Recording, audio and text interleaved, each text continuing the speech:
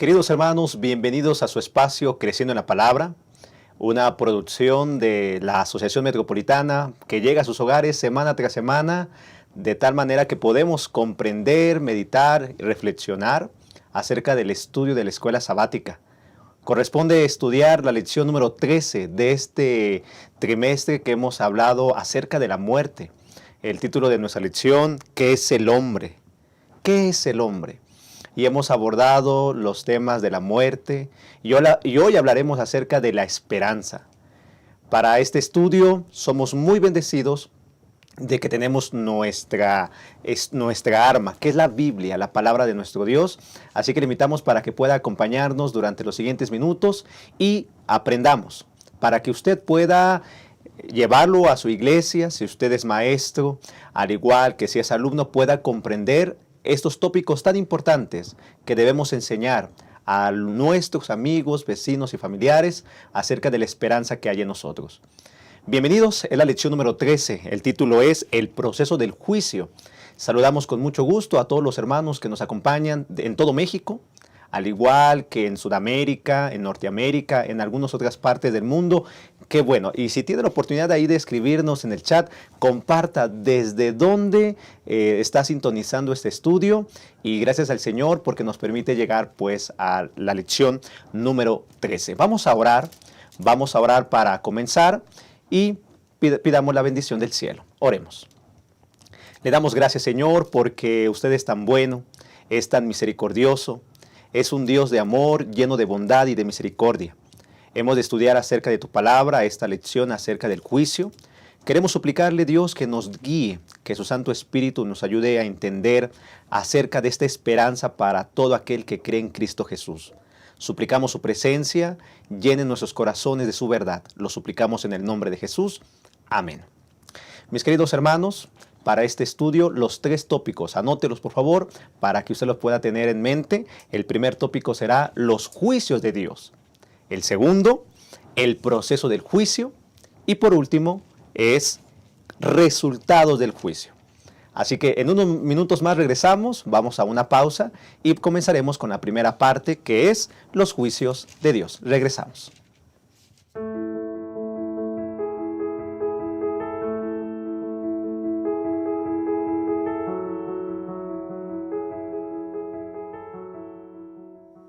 Regresamos a su espacio Creciendo en la Palabra y hemos de abordar entonces el primer tópico, los juicios de Dios.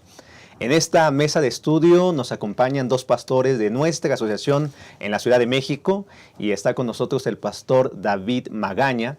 Él es el pastor del distrito de Coyoacán. Pastor, bienvenido. Qué bueno que nos acompaña. Sí, muchas gracias, Pastor Isaí. Saludar a todos nuestros hermanos que cada semana ven este programa. Deseamos que este repaso de la lección sea de gran bendición para la vida de cada uno de ustedes. Muchas gracias, pastor. Qué bueno que está con nosotros. Y también está en esta mesa de estudio el pastor David Marván. Él es el pastor del distrito de Narvarte. Pastor, bienvenido. Gracias también por acompañarnos. Poder estar en este programa, en este repaso de la lección número 13, el proceso del juicio, que va a ser una lección sumamente interesante para todos nosotros y que yo creo también será de gran bendición para nuestras vidas. Acompáñenos, hermanos. Muchas gracias, pastor. Qué bueno que también está con nosotros. Y hermanos, hemos abordado acerca de la muerte durante las últimas 12 lecciones. Y la esperanza de todo cristiano es tener la seguridad de que cuando Cristo venga estemos en el cielo. Sin embargo, hay algo que no nos vamos a esconder, que todos nos vamos a presentar, y eso es el juicio. Todos daremos cuenta de lo que hicimos mientras estuvimos en la carne, tal como lo dice el versículo de memoria de esta semana. Job, capítulo 37, versículo 16 dice: ¿Has conocido tú las diferencias de las nubes, las maravillas del perfecto en sabiduría? Sí, hermanos, Dios lo sabe todo. Él es el creador del universo, somos sus criaturas, somos su creación. Y vamos a comparecer ante Él de todo lo que hicimos. Y ante Él no vamos a ocultar nada. Él sabe todo acerca de nosotros. Mientras estuvimos en vida, daremos cuenta pues de las cosas buenas, las cosas malas, de las cosas que hemos hecho a la luz, como también hemos hecho en la oscuridad. ¿Cuál es el proceso del juicio? Algunos tienen miedo de presentarse, Pero al analizar esta lección podemos darnos cuenta que el juicio tiene una gran bendición para nosotros los creyentes, para nosotros que hemos creído en el Señor Jesucristo. Pastor Marván y el Pastor Magaña están con nosotros y le voy a preguntar primero al Pastor Magaña. Pastor, ¿cuál es el propósito del juicio? ¿Dios tiene un propósito? ¿Es el lastimarnos, el que nos dé miedo? ¿O cuál es la intención de Dios al presentarnos acerca del juicio? Adelante, Pastor. Sí, gracias, Pastor Isaí. Bueno, primeramente tenemos que comprender el gran conflicto que inició en el cielo, cuando Lucifer se rebeló en contra del gobierno de Dios. Nosotros conocemos la historia. Durante este trimestre hemos analizado parte de esa historia. Lucifer y los ángeles que él engaña son expulsados del cielo. Posteriormente, el conflicto pasa aquí a la tierra, y aquí en la tierra Adán y Eva pecan. En todo el universo probablemente no había quedado revelado realmente cuál había sido el problema. Entonces, analizando el propósito del juicio, ¿cuál es el propósito del juicio? El propósito del juicio principalmente tiene que ver con vindicar el carácter de Dios en el gran conflicto. ¿Qué podemos decir a esto? Pues precisamente que Satanás fue quien tuvo la parte errada, y que Dios siempre se ha interesado en la salvación de las personas. Entonces, primeramente, ¿en qué consiste el propósito del juicio? Principalmente, Pastor Isaí, consiste en vindicar el carácter de Dios, que ante el universo pueda quedar de manifiesto que Dios tiene la razón, y que Satanás, lo vamos a analizar más adelante hablando del milenio, que Satanás está equivocado. Por otro lado, nosotros también podemos analizarlo en base a Romanos capítulo 3, del versículo 21 al versículo 26, donde se habla de la condición de la humanidad, cómo es que el ser humano puede ser condenado por la ley, pero es justificado gracias a Cristo Jesús. ¿Qué otro propósito también busca el juicio de Dios? Otro de los propósitos que busca el juicio de Dios es también vindicar la vida de aquellos que siguen a Cristo Jesús. Es decir, Dios no desea que nadie se pierda, sino que Dios desea que todos puedan proceder al arrepentimiento. Y en ese proceso, el proceso de la salvación, el proceso del juicio, Dios desea que en esa parte las personas puedan ser salvas. Es decir, un grupo de creyentes, un grupo de personas, desde el primer ser humano que ha existido en este planeta hasta la última persona que existe en este mundo, el deseo de Dios es salvarlo. ¿Cómo poder determinar la salvación de una persona? A través del juicio. Entonces, el juicio también para las personas tiene un propósito de salvación. Sin embargo, hay otros elementos que también vamos a estar considerando durante el repaso de esta lección de escuela sabática, y es que también parte del propósito del juicio es dar el castigo a quien lo merezca.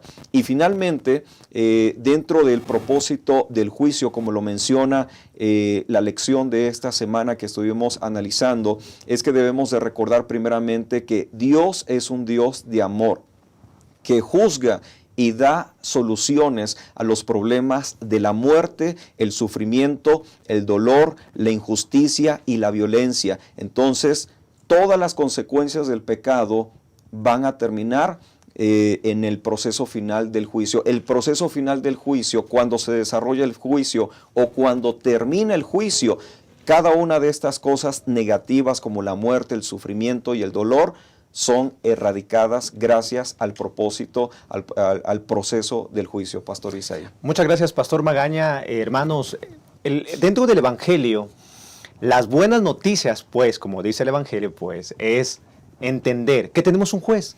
Y ese juez es nuestro Señor Jesucristo. Él desea vindicar el carácter de Dios. Él desea pagar a cada uno conforme a sus obras. Bien para los que hicieron bien, mal para los que obraron mal. Dios desea salvar, y no es para que nos dé miedo pensar, vamos a comparecer ante el tribunal. Al contrario, el carácter, la paga del pecado y la bendición de creer en el Señor traerá vida eterna.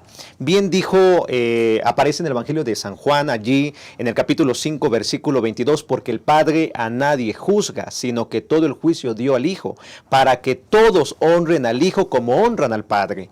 De cierto os digo, el que oye mi palabra y crea al que me envió, tiene vida eterna. Tenemos una bendición. Al hablar del juicio final, debemos también entender que el juicio no es únicamente exclusivo del fin del tiempo o que estemos desarrollando en este momento. A través de la Biblia se nos ha presentado diversas formas, diversos ejemplos de cómo Dios ha juzgado y el resultado es hacer un bien al pueblo de Dios. Pastor Marván, ¿qué ejemplos tenemos en la Biblia acerca de juicios que Dios ha llevado para el bien de su pueblo? Muchas gracias, Pastor Isaí. Este tema del juicio es un tema sumamente extraordinario, muy rico. De hecho, en toda la Escritura nosotros podemos encontrar el tema del juicio, desde el Antiguo Testamento hasta el Nuevo Testamento.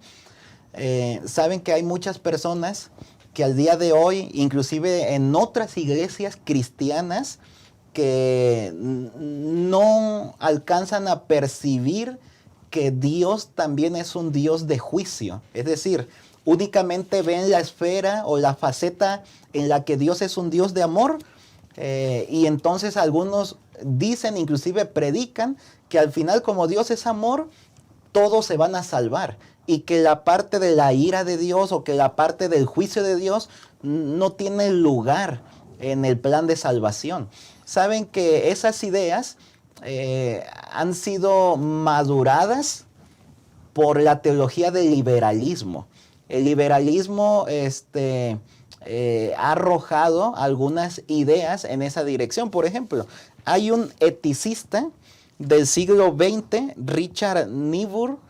Él dijo: el liberalismo teológico últimamente nos ofrece una visión del mensaje cristiano destripado de significado alguno. Un Dios sin ira redimió a hombres sin pecado para un reino sin juicio a través de la obra de un Cristo sin una cruz. La teología del liberalismo prácticamente pues ha desarticulado algunas doctrinas bíblicas fundamentales que aparecen, dada la redundancia, en la palabra de Dios. Pero saben que cuando nosotros vemos el tema del juicio, nosotros lo podemos encontrar en la palabra de Dios. Hay un autor, un profesor en la Universidad de Andrews, Jiri Moskala, que hizo su tesis sobre el juicio. Y en su tesis, en las encuestas para su tesis doctoral, él hizo muchas preguntas en todos los continentes del mundo donde hay presencia adventista del séptimo día. Y entre sus preguntas, unas de ellas decían: ¿qué imagen tienen ustedes qué imagen se les viene a la mente cuando les hablan de juicio? Y la mayoría de las personas contestaban temor, inseguridades, condenación, algunas cosas negativas. Pero saben que, y más del 95% de los que contestaron encuestas pusieron cosas negativas. Pero saben que cuando nosotros analizamos el juicio, en realidad el juicio es positivo, porque el juicio es dado para los santos del Altísimo, como dice Daniel capítulo 7. Y saben que conforme a la pregunta que hacía el pastor Isaías hace un momento, nosotros podemos encontrar a lo largo de la Biblia que se mencionan varios juicios. Por ejemplo, desde Génesis capítulo 3, nosotros encontramos a Adán y Eva que experimentaron un juicio en el Edén y fueron sacados de allí. Y únicamente nos concentramos en lo negativo, pero lo positivo es que en ese momento no murieron. Dios les siguió preservando la vida, les siguió dando oportunidades. Más adelante podemos encontrar, por ejemplo, el diluvio, donde Dios viene en juicio sobre el mundo y mucha gente muere. Y únicamente, nuevamente, nos enfocamos en lo negativo, pero no en lo positivo, que hubo un grupo de personas que creyó en la palabra de Dios y fue liberado en ese juicio. Más adelante podemos encontrar el evento de Sodoma y Gomorra, donde también llueve fuego del cielo y entonces destruye a estas ciudades de la llanura, las 5 ciudades de la llanura. Y algunos únicamente, nuevamente nos enfocamos en lo negativo, pero no en lo positivo, que quienes creyeron en Dios, quienes creyeron en su palabra, se salvaron. Saben que el profesor Giri Moscala en su tesis, en forma resumida, él menciona que en realidad el juicio es positivo. ¿Por qué el juicio es positivo? Porque el juicio es sinónimo de salvación, como ya lo decía el pastor Magaña. El juicio es sinónimo de vindicación. Se vindica el carácter de Dios y se vindica a los santos del Altísimo, como también ya lo mencionó el pastor Magaña. El juicio es sinónimo de justificación y el juicio es sinónimo de liberación. El juicio Dios lo está llevando a cabo porque quiere redimir al ser humano, porque lo quiere rescatar de este mundo de dolor, sufrimiento y muerte y llevarlo con él a vivir por la eternidad. Lamentablemente, como vivimos en un mundo en el que escasea la justicia, nosotros llegamos a pensar que posiblemente no vamos a encontrar un lugar donde sea totalmente justo. Nosotros podemos hacernos juicios incorrectos. Nosotros podemos ser personas parciales. Podemos, como cristianos, hijos de Dios, mirar a algunas personas y decir, oh, yo creo que esta persona es consagrada y yo creo que se va a ir para el cielo. Y de pronto otro, oh, yo creo que no, como que se va a condenar y va a tener la muerte eterna.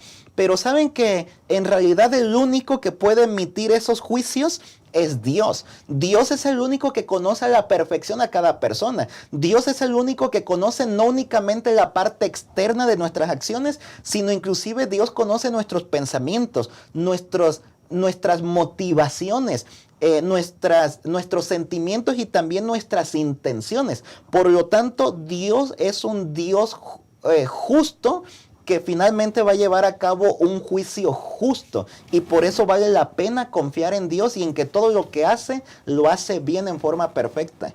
Muchas gracias, pastor Marván.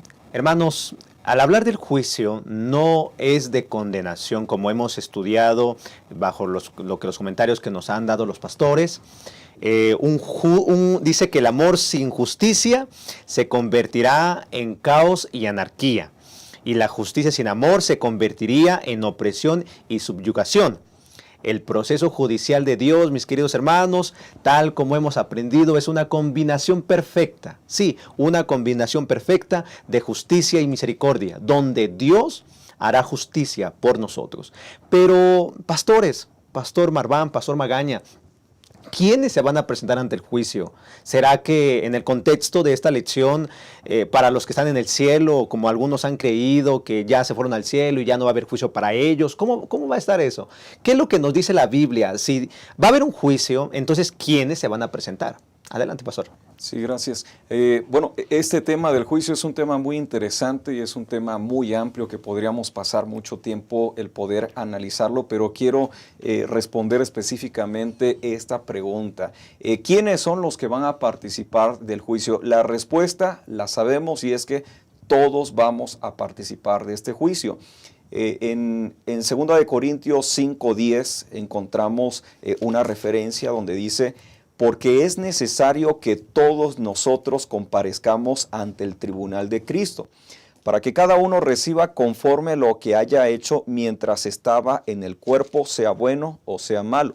La misma referencia la vamos a encontrar en Romanos 14:10, prácticamente es la misma expresión. Entonces, todos vamos a participar del juicio de Dios, y esto, lejos de ser una mala noticia, es una buena noticia, porque el propósito del juicio para los que están en Cristo Jesús es para salvación.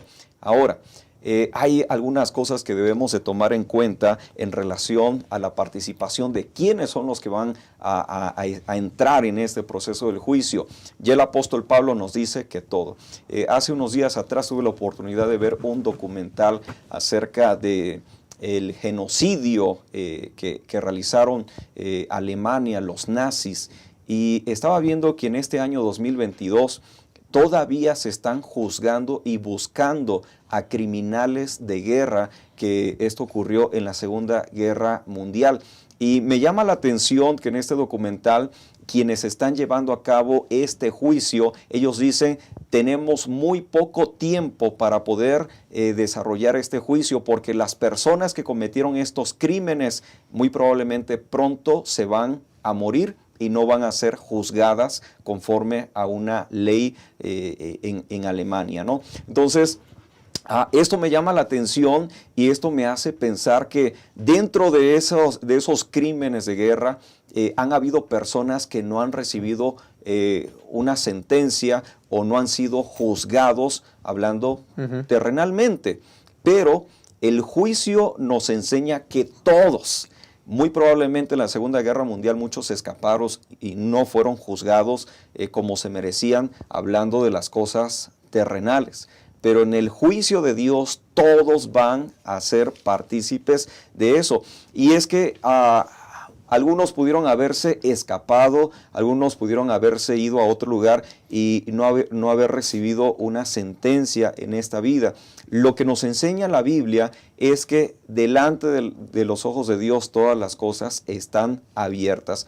Aún las cosas que pueden ser hechas en lo oculto, aún las cosas que para algunos son desapercibidas y nadie se da cuenta de lo que los demás están haciendo, aún de esas cosas pequeñas, dice la Biblia, todos van a compadecer ante el juicio de Dios. ¿Cuál es la buena noticia, Pastor Isaí? La buena noticia es que abogado tenemos ante el Padre, a Jesucristo el justo. Sin embargo, si nosotros no nos arrepentimos, según lo que analizamos en el Evangelio de Mateo capítulo 25, a los de la derecha les va a decir que pueden heredar la vida eterna. A los de la izquierda, representado a través de cabritos, les va a decir, apártense de mí, hacedores de maldad. Todos hemos de participar. Algo que el Salomón nos dice a través de la palabra, el fin de todo discurso oído es este: teme a Dios y guarda sus mandamientos, porque esto es el todo del hombre, porque Dios dará a toda obra juicio juntamente con toda cosa encubierta, sea buena o sea mala. Hay algo que debemos de reflexionar. Si hay un juicio que lo veremos en la siguiente sección, ¿cómo debería afectar? ¿Cuál debería ser nuestra actitud al saber que nos vamos a presentar ante el tribunal de Cristo? Vamos a una pausa y regresamos. Vamos a la segunda sección ahorita, que es el proceso del juicio. ¿Qué juicio vendrá en un futuro? Lo analizaremos en la siguiente sección. Quédese con nosotros. Regresamos a Creciendo en la Palabra.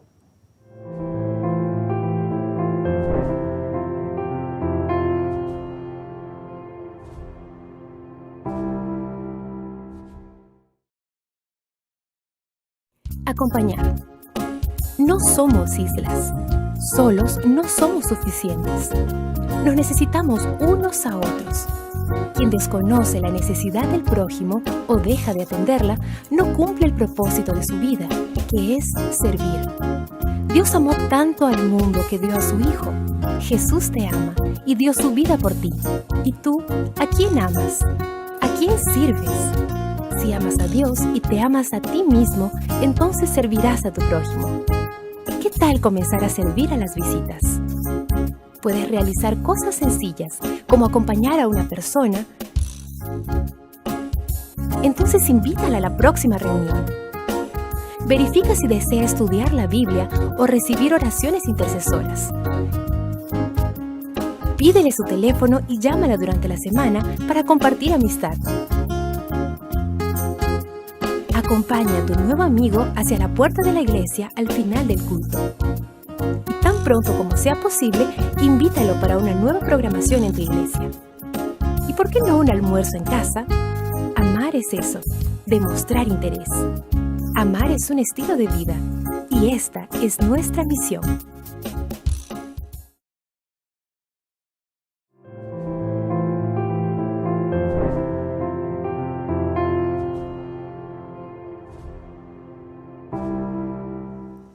Muchas gracias, hermanos, por continuar con nosotros. ¿Cómo debería ser nuestra actitud al saber que hay un juicio? Le invitamos para que pueda allí dejar sus comentarios en el chat. Escríbanos cómo debería ser nuestra manera de vivir al saber que todos vamos a comparecer ante el tribunal de Cristo. Romanos capítulo 14, versículo número 10, versículo 10 dice, porque todos compareceremos ante el tribunal de Cristo. Versículo 12, de manera que cada uno de nosotros dará a Dios cuenta de sí. Daremos, pues, cuenta de todo lo que hicimos, donde dice la palabra. Y en este espacio hablaremos acerca del proceso. Hay un proceso en 3 partes y hemos de analizar en esta siguiente sección este proceso con el juicio investigador o preadvenimiento, el juicio vindicativo o milenial y el juicio ejecutivo. Pastor Marván, en este momento se lleva a cabo un juicio, el juicio investigador. ¿Cuál es el propósito, pastor, de que Dios esté realizando ahorita y en este momento pues este juicio? Muchas gracias, Pastor Isaí. Esta es una pregunta sumamente interesante y quisiera regresarme un poquito para abordar lo siguiente. ¿Por qué es importante este tema de juicio en este contexto de la elección de este trimestre? Hemos visto en lecciones anteriores que si cuando una persona muere, como algunos creen, que se va al infierno, se va al cielo, entonces ya no tiene sentido el tema del juicio. Nosotros hemos visto a lo largo de este trimestre que en realidad las personas cuando mueren por completo y están en un estado inconsciente hasta la segunda venida de Jesús. Y entonces el tema del juicio es fundamental. Y eso es lo que estamos estudiando durante esta semana. Algunos podrían en sentido de crítica decir, bueno, pero el juicio... ¿para qué Dios va a hacer juicio? ¿Acaso Dios no sabe quién se va a salvar, quién se va a perder? La respuesta es claro que sí. Dios sabe quién se va a salvar y quién se va a perder. Pero lo que tiene que ver con el juicio en realidad es para los demás seres. Tanto los que están en el cielo, otros mundos, como los mismos seres humanos. Y en los seres humanos, tanto los justos que se han entregado a Dios, como los impíos que rechazaron a Dios. Así que entonces, cuando entramos nosotros al tema del juicio, nosotros podemos encontrar que el juicio tiene diferentes etapas. Y esas etapas son, número 1, el juicio preadvenimiento o investigador. Número 2, el juicio milenial o verificador. Y número 3, el juicio ejecutivo o consumador. 3 etapas de juicio. Cuando nosotros hablamos con otros cristianos de otras denominaciones, no hay ningún problema con la segunda y tercera etapa, el juicio milenial y el juicio consumador o ejecutivo, el juicio final. No hay ningún problema. Los demás cristianos encuentran en la Biblia lo que tiene que ver con el juicio del milenio y con el juicio ejecutivo. Pero cuando nosotros como adventistas del séptimo día hablamos acerca del juicio investigador, es entonces donde saltan otras denominaciones y dicen que esa parte del juicio no existe, que no hay juicio investigador en la Biblia. Y nosotros podemos encontrar que en realidad en la misma Biblia, en la palabra de Dios, hay muchos textos bíblicos que hablan acerca del juicio investigador. Lo podemos encontrar desde el momento en el que Adán y Eva caen en el jardín del Edén. Dios, antes de dar la sentencia, estuvo haciendo un proceso de investigación. ¿Quién te enseñó que estabas desnudo? Y entonces estuvo haciendo preguntas el Señor. Y después de esto dio la sentencia. Nosotros durante este día estuvimos estudiando, por ejemplo, Mateo capítulo 22, donde habla de la parábola de la fiesta de bodas. Y ustedes recordarán en esta parábola, antes de que la fiesta inicie, dice el texto bíblico que se hizo una revisión de los invitados y se encontró a uno que no tenía el vestido de bodas y le preguntaron, oye, ¿tú cómo entraste aquí sin tener el vestido de bodas? Eso es juicio investigador.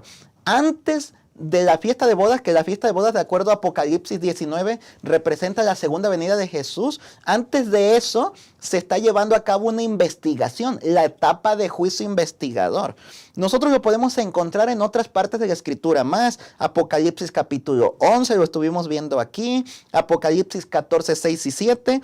Y en Daniel capítulo 7, nosotros encontramos en el mismo capítulo 3 veces menciones al juicio investigador.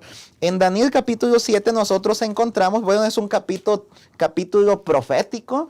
Desde el versículo 4 nosotros encontramos mención a Babilonia, en el 5 a Medo-Persia, en el 6 a Grecia, en el 7 a Roma, en el 8 encontramos mención del cuerno pequeño, que bueno, en datos proféticos nos lleva hasta 1798. Y después en el versículo 9 en adelante comienza una escena de juicio. Una escena de juicio. Hay un anciano de días con vestido blanco. Dice después el versículo 10 que el juez se sentó, los libros fueron abiertos. Y bueno, es una evidente escena de juicio. Y de acuerdo al contexto en Daniel capítulo 7, nosotros estamos viendo que esta escena está en el cielo. Daniel capítulo 7 hace pasa indistintamente entre el cielo y la tierra en la visión.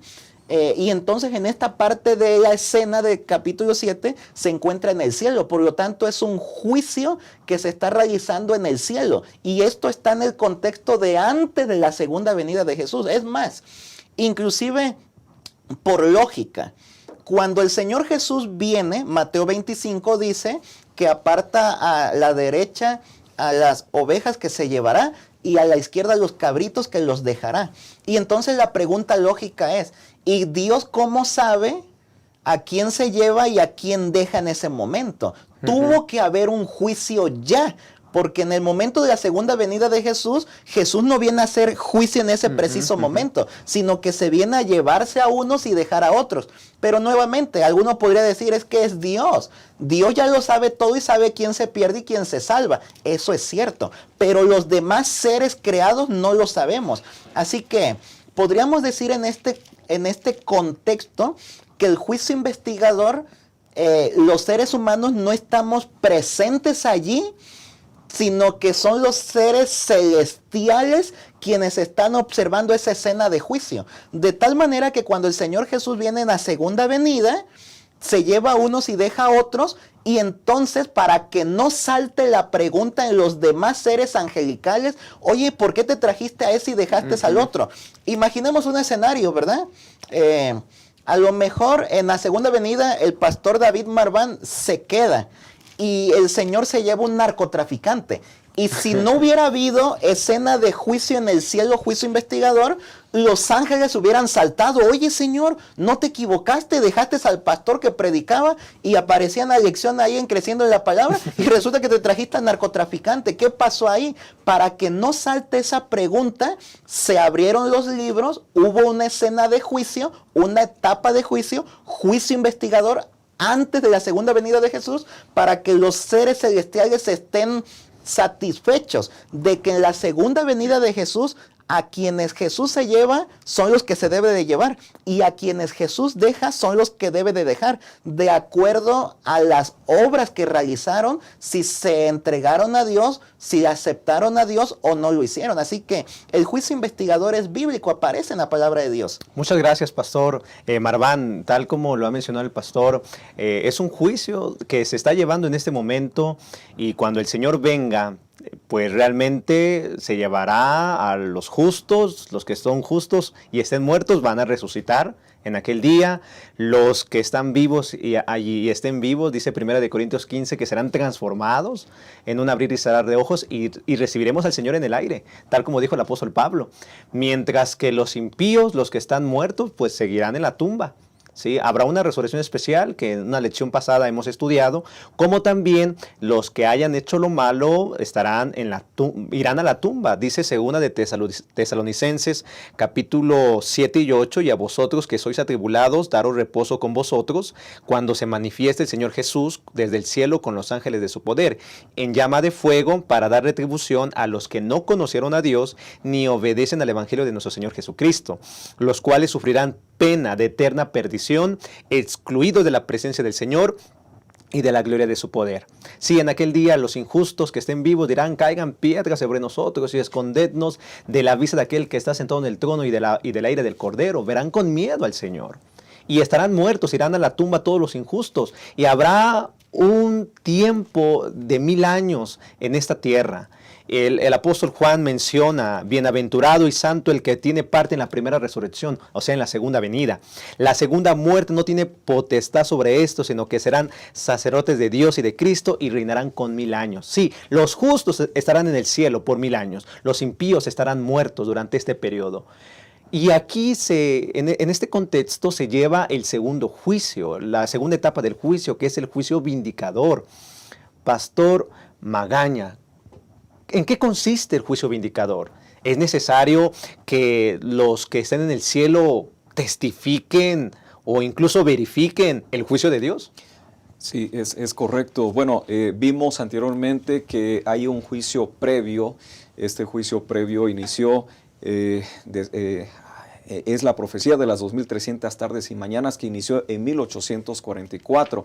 Y en este juicio solamente participan, podemos considerar los ángeles, la lección lo menciona como huestes celestiales.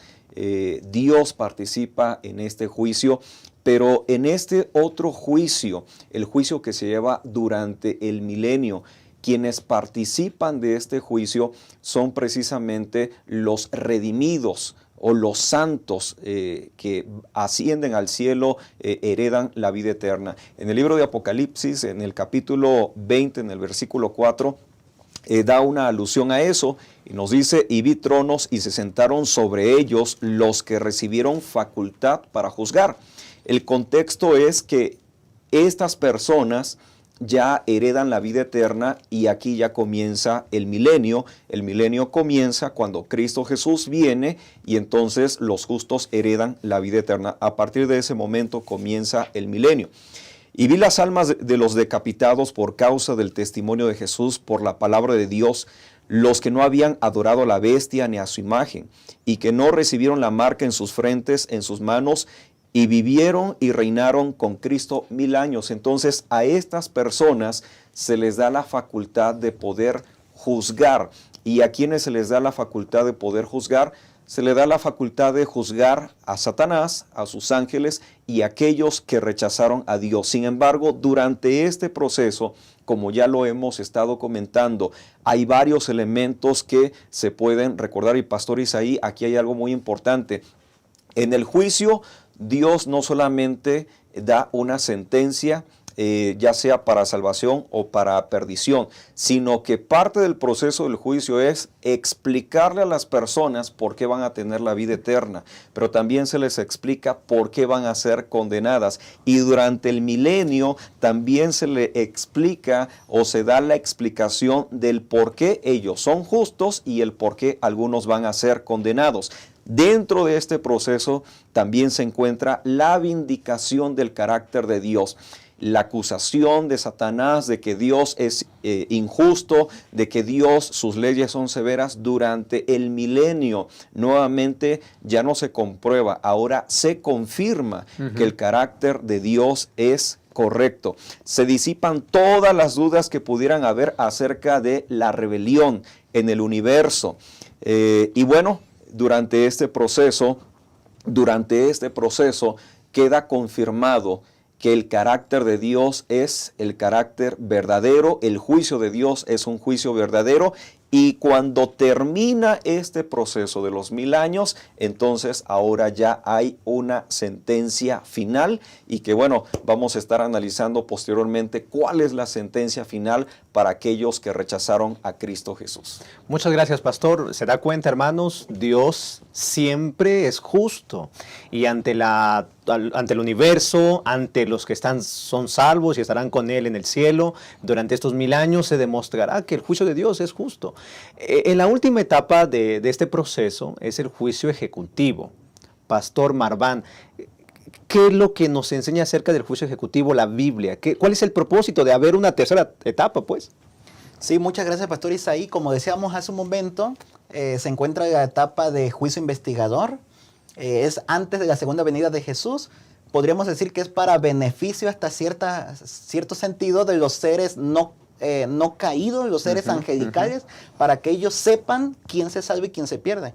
En el juicio verificador que ya explicó el pastor Magaña, bueno, es durante el milenio, después de la segunda venida de Jesús, que se lleva a los santos, a los redimidos, a los justos con él al cielo. Durante esos 1000 años, ellos son los que van a estar revisando la escena de juicio, para saber por qué los que están en el cielo están en el cielo y por qué los que están en la tierra se quedaron en la tierra. Mismo ejemplo, ¿verdad? Oigan, ¿por qué se trajeron al narcotraficante y por qué se quedó el pastor David allá en la tierra? Se van a abrir nuevamente los libros para que se explique por qué se salvaron los que se salvaron y por qué se perdieron los que se perdieron. Y en la tercera escena de juicio, esto estamos hablando ya de cuando finalizan los 1000 años, estamos hablando de cuando Apocalipsis capítulo 20 dice del versículo 7 en adelante, cuando los 1000 años se cumplan, Satanás será suelto de su prisión y saldrá a engañar a las naciones que están en los 4 ángulos de la tierra, a Gog y a Magog. Y más adelante dice, y subieron sobre la anchura de la tierra, rodearon el campamento de los santos y la ciudad amada, y de Dios descendió fuego del cielo y los consumió. En el versículo 11 en adelante viene esta escena de juicio, que en realidad está en ese intermedio antes de que descienda fuego del cielo, como leímos hace un momento en el versículo 9.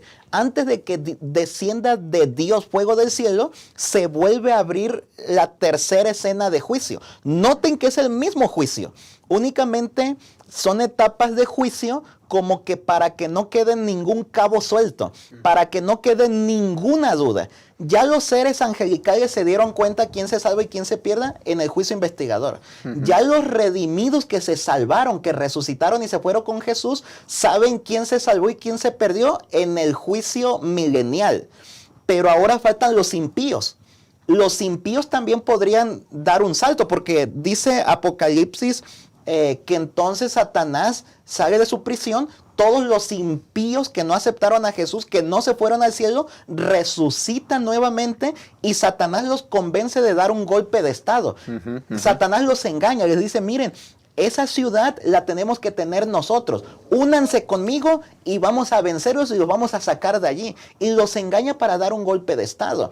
Imagínense nuevamente el ejemplo, ¿no? De pronto los que están afuera, los impíos, alcanzan a ver que allá adentro hay un narcotraficante. Y de pronto unos dicen, oigan, ¿y por qué aquel narcotraficante pudo entrar y por qué nosotros no? Si aquel era más severo que nosotros, aquel era un asesino, no sé, dañó a muchas personas a través de la droga. ¿Por qué entró? A lo mejor tenía dinero y compró la entrada. Para que no quede ninguna duda, ningún cabo suelto, en ese momento nuevamente se vuelven a abrir los libros, dice Apocalipsis. Y vuelve a haber escena de juicio, el mismo juicio. Únicamente ahora se está revelando para los impíos. Los seres angelicales ya lo saben, juicio investigador. Los redimidos que están dentro de la ciudad ya lo saben, pero los impíos no lo saben. Así que la tercera escena de juicio, el juicio ejecutivo, es para que los impíos se den cuenta por qué los que están adentro se salvaron y por qué los que están afuera se perdieron. Es ahí donde el conflicto de los siglos expande un poco más esa mirada y dice que inclusive aparecerán como pantallas panorámicas y entonces verán al Hijo de Dios cuando murió en la cruz. Verán inclusive todas las ocasiones cuando ellos tuvieron oportunidad de aceptar a Jesús, pero lo rechazaron. Entonces ellos al final ya no tendrán duda. Y como dice Apocalipsis, todos juntos, impíos, justos, seres angelicales al unísono dirán, justos y verdaderos son tus caminos, oh Señor Dios Todopoderoso. Así que la tercera escena de juicio y juicio ejecutivo es para que los impíos se den cuenta del por qué los que se salvaron y por qué ellos se perdieron. Y finalmente después de esto llueve fuego del cielo y lamentablemente los destruye a todos ellos por completo, sin dejarlos ni raíz ni rama, como estudiamos en Malaquías capítulo 4, versículo 1.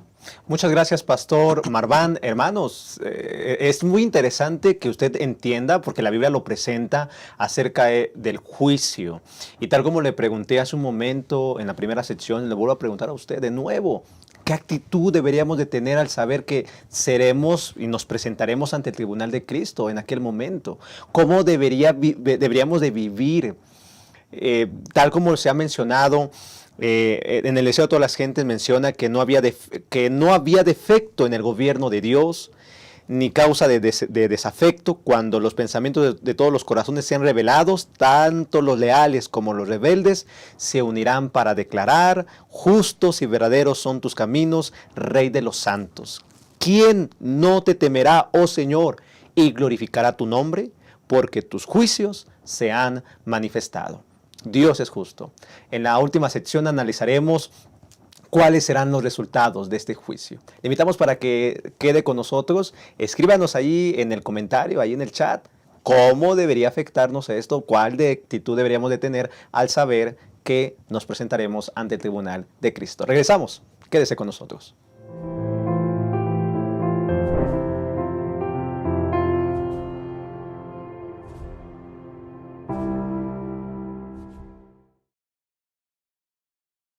Amar es un verbo para vivir y compartir.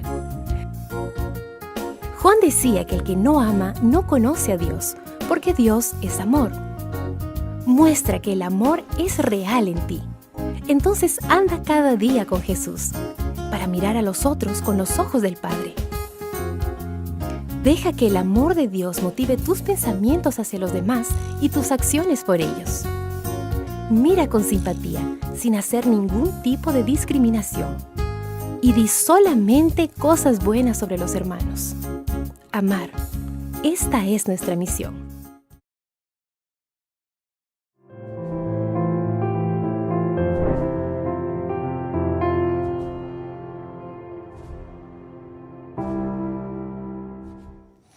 Regresamos a esta última parte de este repaso de la lección. Esperamos que usted pueda estar tomando nota. Recuerde que este propósito de este video es que usted lo pueda compartir y que también pueda usted enseñar a sus alumnos en el repaso de la lección en su iglesia, como también ser un medio de testificación, contar a otros de lo que vendrá en un futuro. Y mis queridos hermanos, esto nos da la seguridad de que el Señor está con nosotros, de que el Señor es nuestro abogado, que Él es nuestro juez, y si nos perdemos es porque nosotros quisimos. Y en la parte final, entonces, los resultados del juicio. ¿Qué dos sentencias habrá, Pastor Magaña? Hay dos caminos únicamente. ¿Qué decisiones debemos tomar ahora? Sí, gracias, Pastor Isaí. Bueno, hay dos caminos. Al final del juicio hay solamente dos resultados. Cristo Jesús lo dijo en San Juan capítulo 5, versículo 28 y 29. Donde dice: no os maravilléis de esto, porque vendrá hora cuando todos los que están en los sepulcros oirán su voz. Versículo 29 nos dice: y los que hicieron lo bueno saldrán a resurrección de vida, mas los que hicieron lo malo a resurrección de condenación. Los que hicieron lo bueno involucra a los que aceptaron a Cristo Jesús y a pesar de sus errores, a pesar de sus equivocaciones, a pesar de sus pecados, ellos aceptaron la sangre de Cristo Jesús y fueron limpiados de sus pecados. Son a los que en Apocalipsis se llama que están escritos sus nombres en el libro de la vida. En el libro de Apocalipsis describe de alguna manera en el capítulo 21 cuál es esa recompensa que han de tener los que han de resucitar para vida eterna. Capítulo 21, versículo 1 dice: vi un cielo nuevo y una tierra nueva, porque el primer cielo y la primera tierra pasaron y el mar ya no existía más. Y yo, Juan, vi la santa ciudad, la nueva Jerusalén, descender del cielo de Dios, dispuesta como una esposa ataviada para su marido. Y oí una gran voz del cielo que decía: he aquí el tabernáculo de Dios con los hombres, y Él morará con ellos. Yo creo que la recompensa más linda de poder recibir la vida eterna es poder estar cerca de la presencia de Dios, como lo hicieron en un inicio Adán y Eva. Pero también en San Juan capítulo 5, versículo 29, menciona que los que hicieron lo malo saldrán a resurrección de condenación. Es la parte triste, es la parte mala. pero que hay una sentencia. También el libro de Apocalipsis nos menciona en el capítulo 20, en el versículo 14, la consecuencia de esta mala decisión. Dice, y la muerte y el Hades fueron lanzados al lago de fuego. Esta es la muerte segunda. Y el que no se halló escrito en el libro de la vida fue lanzado al lago de fuego. Lo describe como una condenación. ¿Quiénes son los que participan de esta sentencia? Apocalipsis 21:8 dice, pero los cobardes e incrédulos. Y esto tiene que ver con no aceptar a Dios. Dice la Biblia, el que sabe hacer lo bueno y no lo hace, está pecando. Los cobardes e incrédulos, los abominables, los homicidas, los fornicarios y hechiceros, los idólatras y todos los mentirosos tendrán su parte en el lago que arde con fuego y azufre, que es la muerte segunda. Entonces, el deseo de Dios, Pastor Isaí, es la salvación de todos los seres humanos. La Biblia lo dice, Dios no desea que nadie se pierda, sino que todos podamos proceder al arrepentimiento. Pero si no lo hacemos, no es que Dios quiere la condenación de las personas, sino que el resultado de una vida separada de Dios finalmente va a ser la destrucción eterna. Muchas gracias, Pastor Magaña. Hermanos, cada uno es responsable. Cada uno es moralmente responsable de nuestro propio destino. Vida eterna, muerte eterna. Bien dice Romanos capítulo 2, pero por tu dureza, versículo 5, por tu dureza y por tu corazón no arrepentido atesoras para ti mismo ira para el día de la ira y de la revelación del justo juicio de Dios, el cual pagará a cada uno conforme a sus obras. Vida eterna a los que perseveraron en bien hacer, buscan gloria y honra e inmortalidad. Pero ira y enojo a los que son contenciosos y no obedecen a la verdad, sino que obedecen a la injusticia. Pero gloria y honra y paz a todo el que hace lo bueno. Así que solamente hay dos sentencias: vida eterna, muerte eterna. Hace un momento el pastor Marván, usted mencionó, pastor, que los impíos en el fin del tiempo les caerá fuego del cielo y los va a consumir. ¿Y qué pasará con los justos? ¿Dónde van a estar? Si estaban en el cielo, ¿a dónde van a estar ahora, pastor? Muchas gracias, Pastor Isaí. Qué interesante esta parte de la lección. Estábamos viendo en Apocalipsis capítulo 20, versículo 11 al 15, lo que tiene que ver con la tercera escena de juicio. Se abrieron los libros, se pusieron tronos, se abrió el libro de la vida, también dice por allí. El mar entregó a los muertos. Ya esa parte la decíamos, que habían resucitado los malos, que Satanás los engañó y querían dar un golpe de estado. Y entonces es en ese contexto que el versículo 14 dice, esta es la muerte segunda, cuando llueve fuego del cielo y los destruye a todos. Ahorita regresamos a ese puntito. Los impíos quedan destruidos y por otro lado los justos quedan salvados, redimidos, liberados de este mundo de dolor, pecado, de sufrimiento, enfermedad y muerte en el que vivimos. ¿Saben que eso es parte de un acto amoroso de Dios? Que los redimidos se salven, es un acto amoroso de Dios. Dios está mostrando su amor en la salvación, en la liberación, en la justificación, en la vindicación. Y entonces, ¿qué harán ellos? Bueno, los redimidos vivirán en ese mundo preparado por Dios, donde, como dice la Escritura más adelante en Apocalipsis 21, habrá un cielo nuevo y una tierra nueva. Como dice el apóstol Pedro también en segunda carta de Pedro capítulo 3, nosotros esperamos según sus promesas cielos nuevos y tierras nuevas en las cuales mora la justicia. Un lugar, como dice Apocalipsis 21:4, donde ya no va a haber más llanto, ni clamor, ni dolor, ni muerte, porque esas cosas habrán pasado. ¿Qué más experimentarán los justos redimidos por Dios? Experimentarán vivir en la misma presencia de Dios. Ya en la escritura bíblica nosotros encontrábamos que ningún ser humano ha visto a Dios. Jamás, dice, bueno, la escritura y en los evangelios. Pero cuando en la eternidad el ser humano redimido viva con Dios, claro que lo verá. porque el que no habían visto a Dios estaba en el contexto humano de caída, de que el pecado hace separación entre Dios y el hombre, pero en la eternidad, cuando Dios redime a su pueblo, a los que lo aceptaron, entonces van a vivir en la misma presencia de Dios para siempre. Apocalipsis 21, capítulo 22 también agrega que vivir con Dios es algo así como estar en el templo de Dios, en el santuario de Dios, lo que habla acerca de adoración, tal como lo menciona Isaías capítulo 66, 22 y 23, que también de mes en mes, de sábado en sábado, nos presentaremos ante Dios y adoraremos. Estaremos pues en la presencia de Dios y tendremos muchos motivos, claro, para adorar, seguir adorando a Dios. Lo que ya lo hacemos aquí, lo seguiremos haciendo por la eternidad.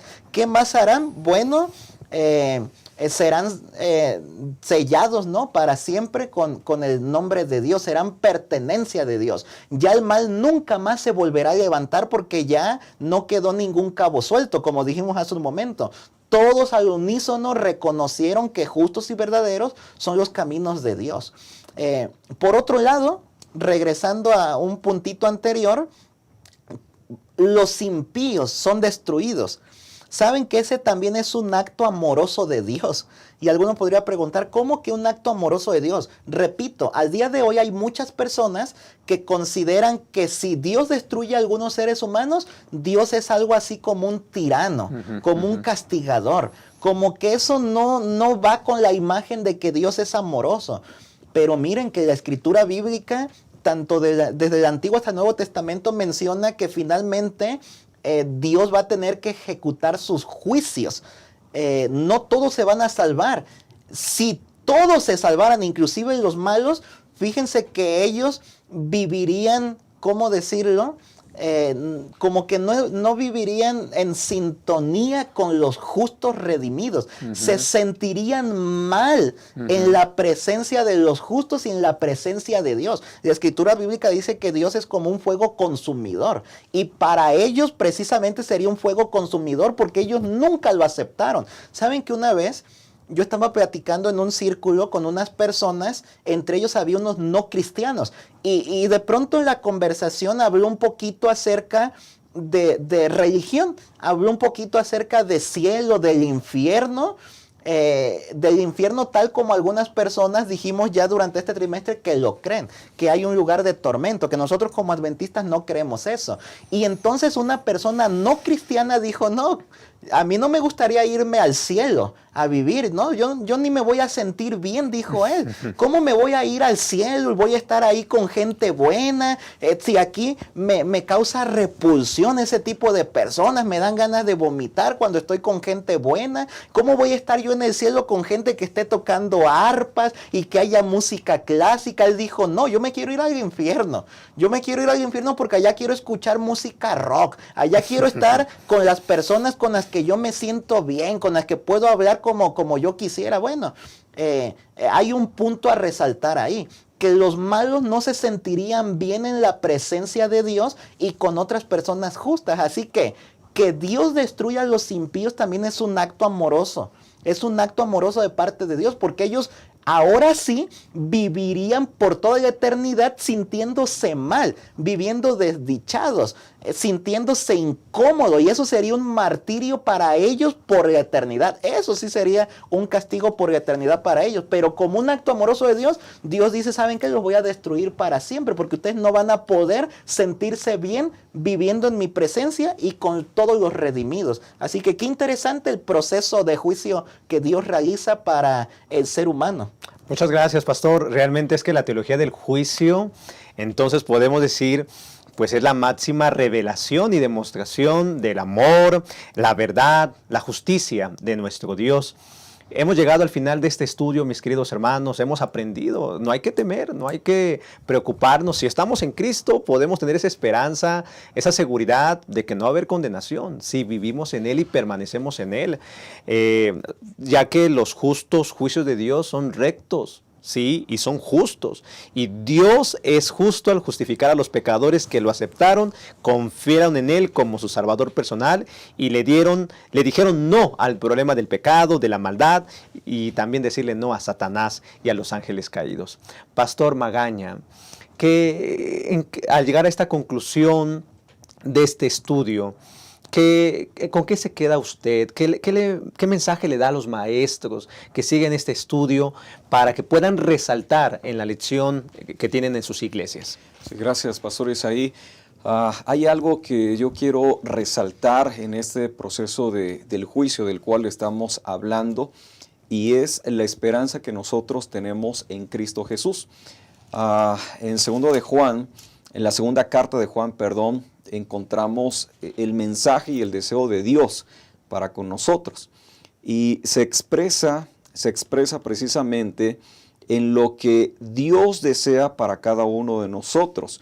Cuando menciona, hijitos míos, estas cosas les escribo para que no pequen.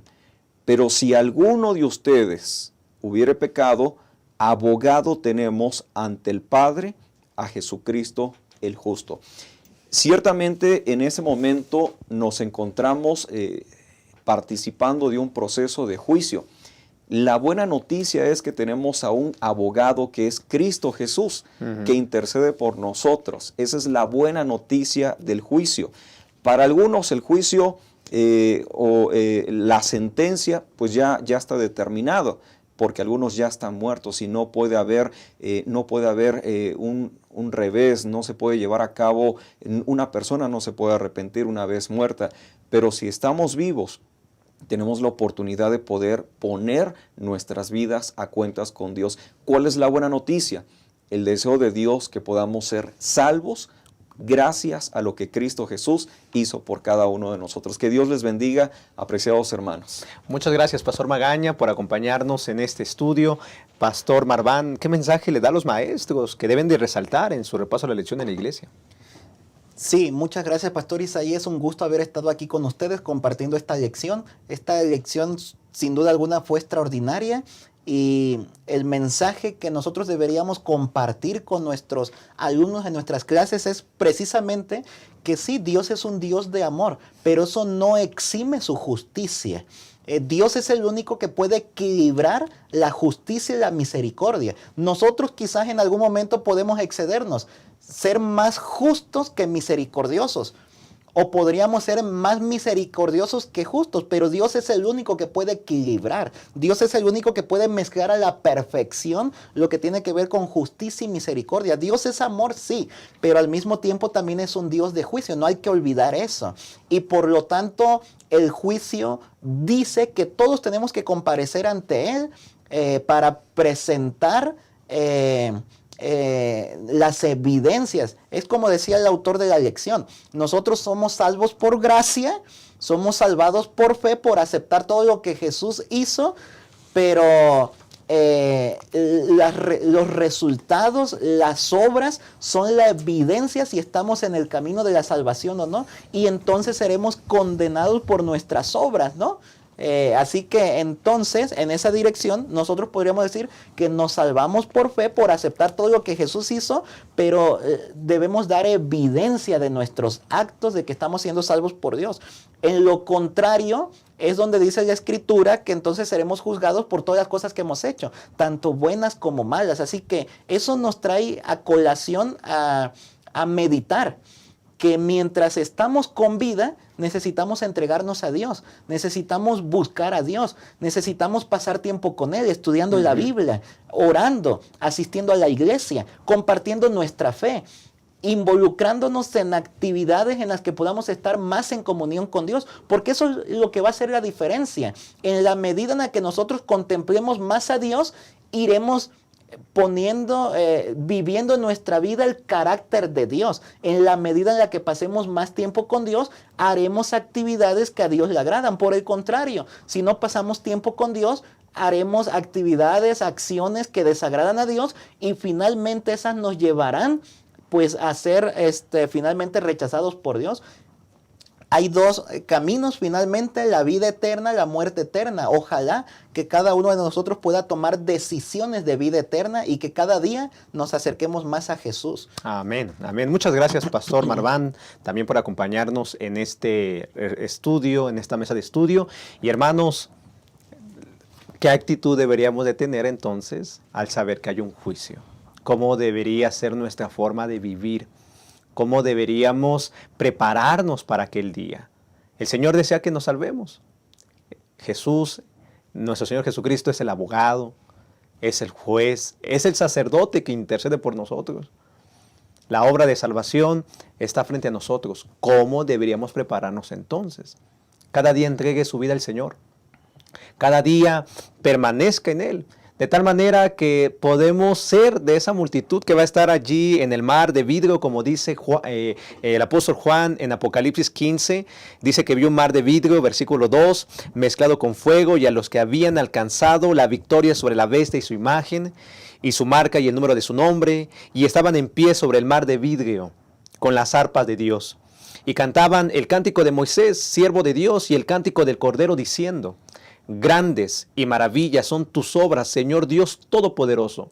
Justos y verdaderos son tus caminos, Rey de los santos. ¿Quién no te temerá, oh Señor, y glorificará tu nombre?